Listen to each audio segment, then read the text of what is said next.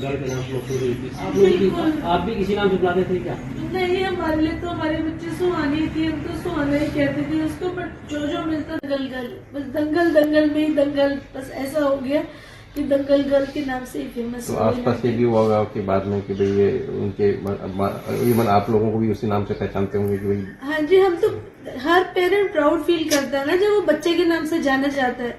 हमारी क्या आइडेंटिटी, ठीक है हम लोग अपनी लाइन में जी रहे हैं जो भी है, बट हमें जो रिकॉग्निशन मिला वो तो सुहानी की वजह से मिला कि दंगल गर्ल के पेरेंट्स है, जहाँ जाना उसकी रिकॉग्निशन होने की, दंगल गर्ल आ रही है, दंगल गर्ल आ रही है। तो हम तो ऑब्वियसली हर पेरेंट प्राउड फील करेगा ना जब उसके बच्चे को ऐसा नाम मिलेगा।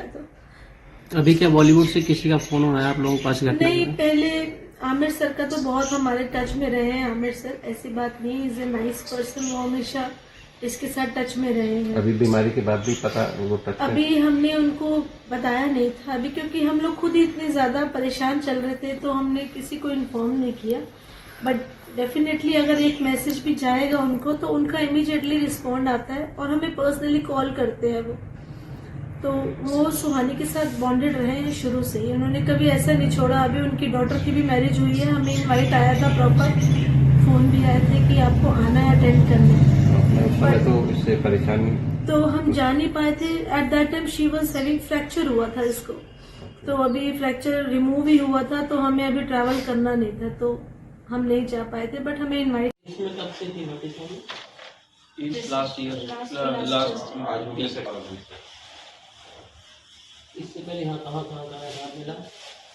यहाँ पर डर्मेटोलॉजिस्ट को दिखाया था, अमृता हॉस्पिटल। हमें तो लगा स्किन की प्रॉब्लम हो रही है, स्वेलिंग आ गई है, कुछ स्किन में कुछ काट गया, कुछ क्या हुआ हो सकता है। ऐसा हुआ था, उसके बाद वो स्प्रेड कर दिया बाकी। तो बाकी पेशेंट्स में भी इतनी जल्दी ये होता है क्या? इसके केसेस अलग अलग इम्यूनिटी सिस्टम होती है हर किसी की, उसके बेसिस पे होता है। हर किसी का केस अलग होता है, किसी के साथ एक जैसी चीज नहीं होती। आप देखोगे तो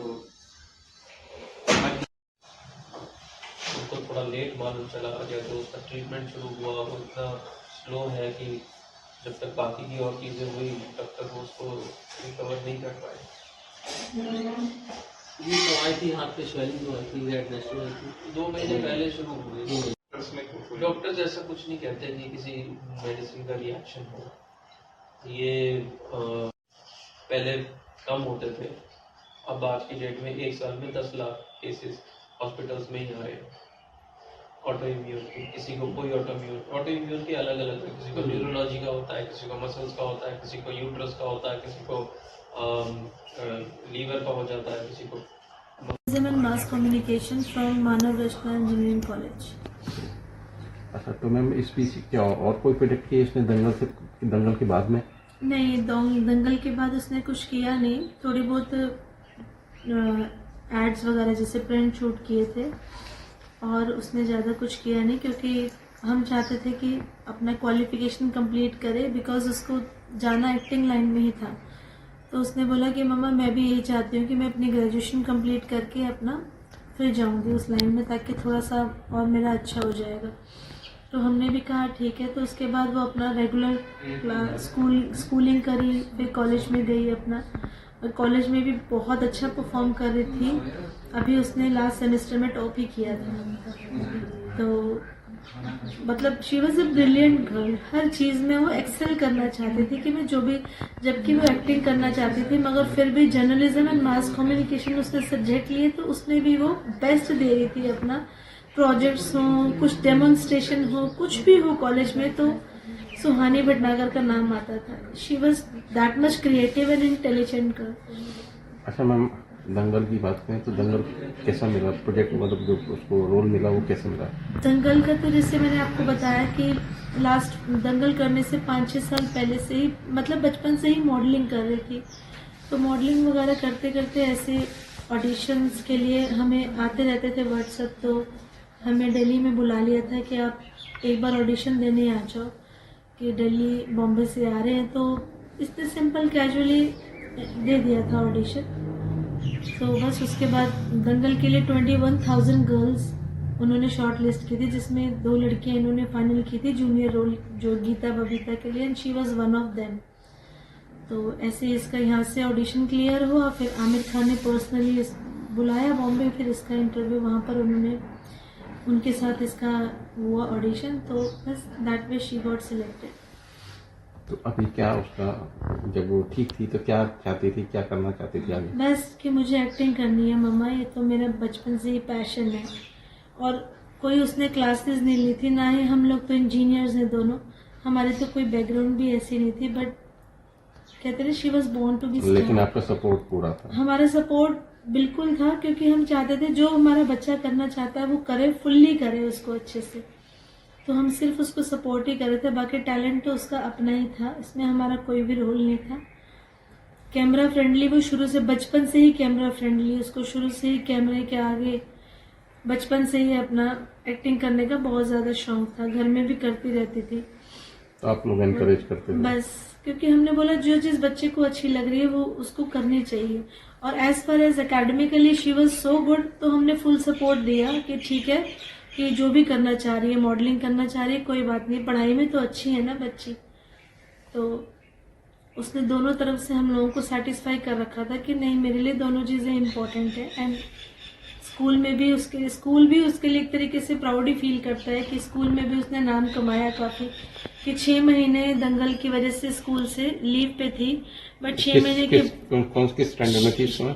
she was in 6th standard, DPS Mathura road से पढ़ी है वो। 6 महीने स्कूल से ब्रेक लिया था, स्कूल वालों ने अप्रूव किया था, उसके बाद जब इसने ज्वाइन किया तो 92.3% इसकी 6th में आई थी, सिर्फ 6 मंथ्स पढ़ के ही फाइनल एग्जाम्स दिए थे इसने, तो स्कूल भी बहुत प्राउड फील करता था इसके ऊपर। बट एनीवेज, हर एक को कहते हैं ना अपना बच्चा तो बहुत अच्छा लगता है वो, बट मेरा बच्चा वाकई हमें बहुत प्राउड फील करा के गया। ये उसका प्राउड है जो आज आप लोग आए हो इंटरव्यू लेने के लिए, नहीं तो हमें कौन पूछता है, कौन पूछता है सुहाने को, ये उसी की सारी चीजें जो आज लोग हमारे पास आ रहे हैं उसके बारे में पूछने की। इसमें कब से थी नोटिस? लास्ट ईयर, इससे पहले यहाँ कहाँ मिला?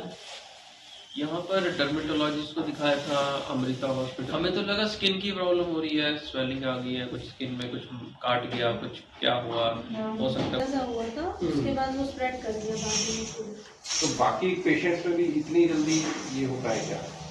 इसके केसेस अलग अलग इम्यूनिटी सिस्टम होती है हर किसी की, उसके बेसिस पे होता है, हर किसी का केस अलग होता है, किसी के साथ एक जैसी चीज नहीं होती।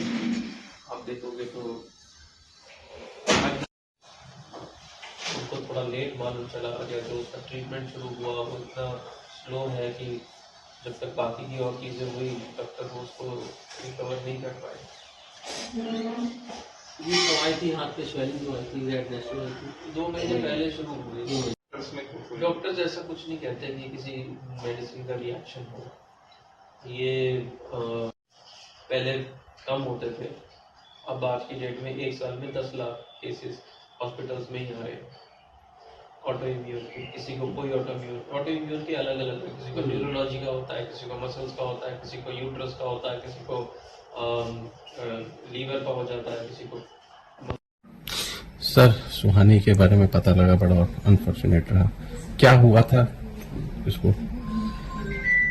सुहानी को हाथ 2 महीने पहले हाथ में लेफ्ट हैंड में स्वेलिंग शुरू हो गई थी, तो काफ़ी डॉक्टर्स वगैरह को दिखाया हमने यहाँ पे, डर्मेटोलॉजिस्ट को दिखाया, हॉस्पिटल्स में दिखाया, एक्सरे वगैरह, अल्ट्रासाउंड, MRI करवाई, क्या प्रॉब्लम है, कुछ किसी को डायग्नोज नहीं हो पा रहा था।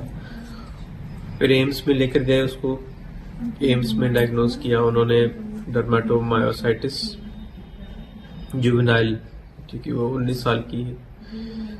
तो जब ये डायग्नोज किया फिर उसके साथ साथ उसको स्टेरॉइड्स वगैरह दिए, उसको ट्रीटमेंट वगैरह दिया। अगर बताएं कि बीमारी है क्या ये एग्जैक्टली?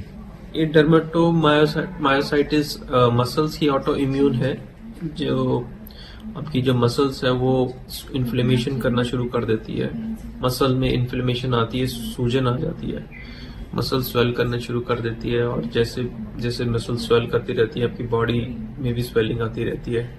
जैसे उसके हाथ से स्वेलिंग स्टार्ट हुई एक हाथ में, फिर दूसरे हाथ में स्वेलिंग स्टार्ट हुई, ऐसे करके बॉडी में इन्फ्लेमेशन आ गया पूरी बॉडी में। फिर उसमें धीरे धीरे उसके अंदर स्टेमिना खत्म हो जाता है, उसके अंदर स्ट्रेंथ खत्म हो जाती है, उसके अंदर बॉडी एक शुरू हो जाता है, धीरे धीरे करके ये सारे सिम्टम्स आते हैं।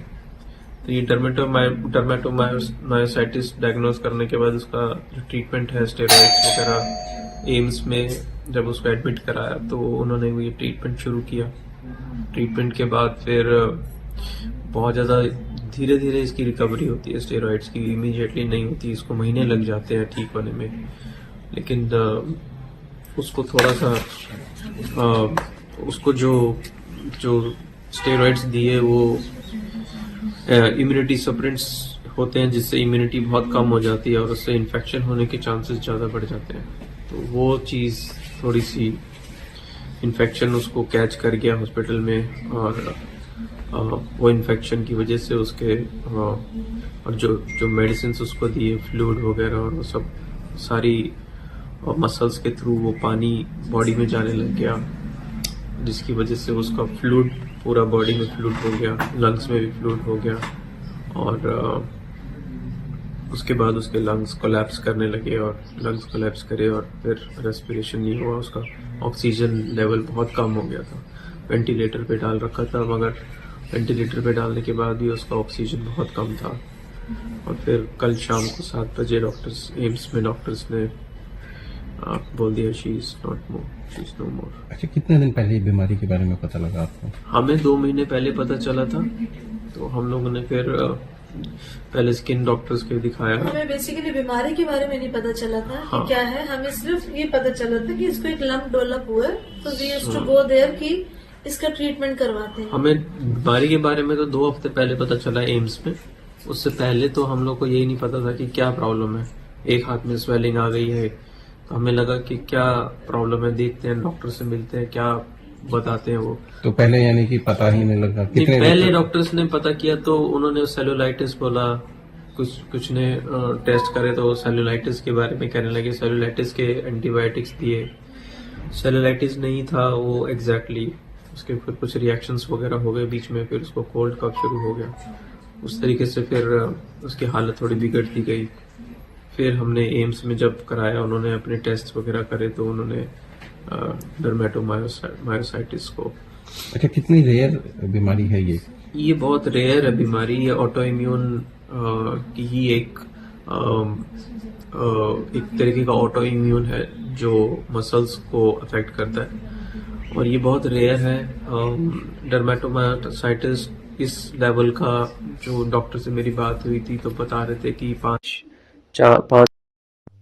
वर्ल्ड वाइड 5-6 केसेस हैं, और कुछ की रिकवरी हो गई, कुछ की नहीं भी हो पाई, बट ये बहुत रेयर है और बहुत रिस्की और डेंजरस है, बच्चों के लिए तो खासकर।